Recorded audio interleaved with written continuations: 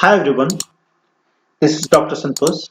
So today I'll be talking about the structure of nucleotide, and mainly I'll focus on the bonds that is present in the nucleotide and their significance. So let's move on, let's get started. Now you can see here, as you know, nucleotide is made up of three things. Nucleotide is made up of three things. As you can see, this is nucleotide. This is what we call deoxynucleotide. Adenosine, deoxynucleotide. You can see here. Now, in nucleotide, you can see here it is made up of deoxyribose sugar. This is because deoxyribose nucleotide. Now, phosphate and adenine. In all nucleotide, we will find pentose sugar, whether it is part of RNA, where it is part of DNA, whether it is part of ATP, NAD, FAD, whatever it is. So you will find the center will have pentose sugar, which is ribose in other cases, but in case of DNA, you have deoxyribose. Okay, with this sugar at the center, you have phosphate group attached with a bond called phosphodiester bond. Now, let's come to this here. Now you can see at one place 1 to carbon number 1, what is attached is this base. Here the base is adenine. We have two kinds of base, purine and pyrimidine. So adenine is a purine.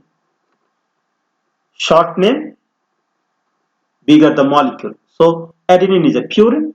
So in other kinds of nucleotide we can have pyrimidine like thymine, uracil and cytosine. And purines are adenine and guanine. Here we have adenine. You can see here this adenine is attached to this sugar through this ninth nitrogen to 1.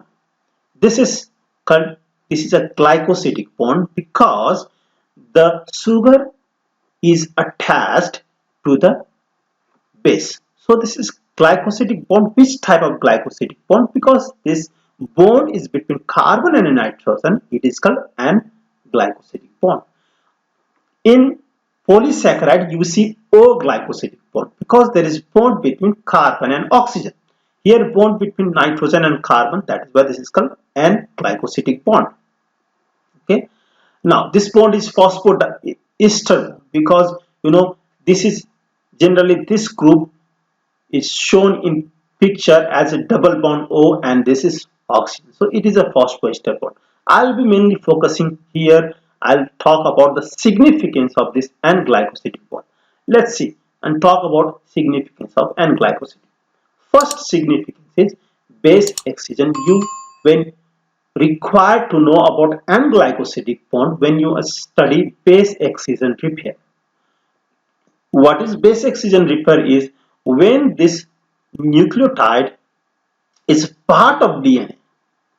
Okay, when it is part of DNA, when it is inside the DNA, then what happens is this base, purine base, undergoes many chemical injuries. As you can see here, NH2, it can happen to this adenine that this NH2 can be deaminated, or sometimes it happens that whole base is this glycosidic bond breaks because this bond with purine is not that very stable. At our body temperature, it tends to break. It frequently breaks. So our body needs to replace and repair it frequently. Okay. So in that process, we have a couple of enzymes. The enzymes are called N-glycosidase that will remove the damaged bases and it replaces and other enzymes, other sets of enzymes that replaces this the whole chunk of thing with other nucleotide. Now this is how our body prevent point mutation.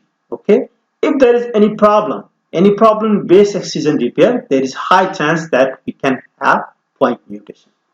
Now let's come to second important part. This uh, The enzyme that break and glycosidic bond, second enzyme, is purine nucleoside phosphorylase.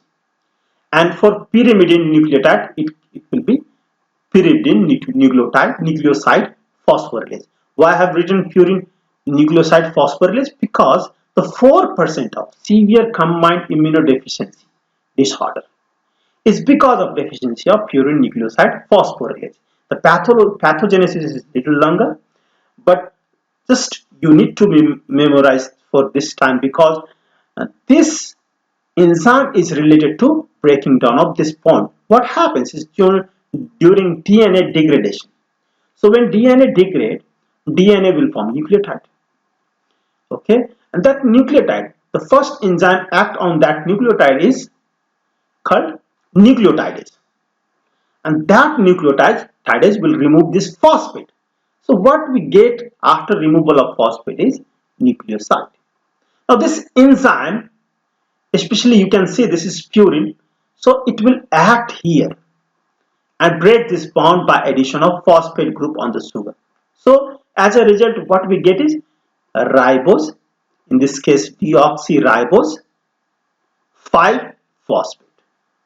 This is how. And when this enzyme is not there to degrade, so this nucleoside especially accumulate in body, ultimately this nucleoside will inhibit DNA synthesis, and that is how the patient will have, the baby will have, the newborn baby will have no synthesis of DNA. And immune cells require DNA, because immune cells go into expansion. T cell, B cell, lymphocytes, they expand. So, and also in bone marrow, those cells need to be synthesized. That is why this patient will have severe combined immuno. What does that mean? The combined immunodeficiency means this person will have both T cell and B cell deficiency, both lymphocyte deficiency.